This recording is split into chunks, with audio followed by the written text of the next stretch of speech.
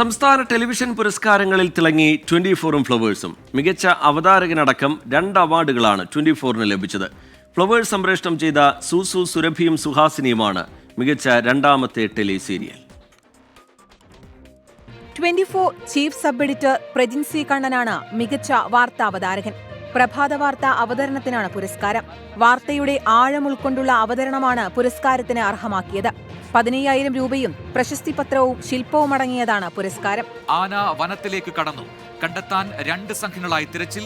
4 മണിവരെ ശ്രമം തുടരും. വാർത്തേതര പരിപാടിയിലെ മികച്ച അവതാരകനുള്ള പുരസ്കാരം 24 assistant executive editor V Aravind നേടി. വണക്കം അരസിയൽ ഗലാട്ട.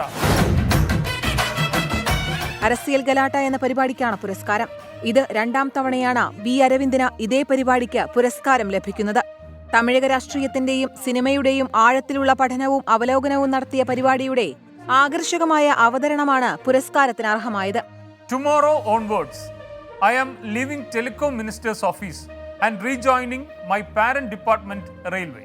ഫ്ലവേഴ്സ് TV സംപ്രേഷണം ചെയ്ത റോയ് പി ആന്റണി നിർമ്മിച്ച് രാജേഷ് തലച്ചിറ സംവിധാനം ചെയ്ത സൂസു സുരഭിയും സുഹാസിനിയുമാണ് മികച്ച 2ാമത്തെ ടെലി സീരിയൽ. കുടുംബ പശ്ചാത്തലത്തിൽ കാലിക വിഷയങ്ങൾ ഉൾപ്പെടുത്തി നിർദോഷകരമായ ഫലിതങ്ങളിലൂടെ സമൂഹത്തിന് നല്ല സന്ദേശങ്ങൾ പകരുന്ന പരമ്പരയാണെന്ന് പുരസ്കാര സമിതി വിലയിരുത്തി. രാജേഷ് തലച്ചിറ മികച്ച സംവിധായകൻ. 15,000 രൂപയും പ്രശസ്തി പത്രവും ശില്പവുമാണ് പുരസ്കാരം. നിങ്ങൾ കാര്യം നടക്കട്ടെ, ഞാൻ പോയി നിങ്ങൾക്ക് കഴിക്കാനോ കുടിക്കാനോ നിങ്ങൾ. സൂസു സുരഭിയും സുഹാസിനിയും പരമ്പരയിലെ അനുമോളാണ് മികച്ച 2ാമത്തെ നടി.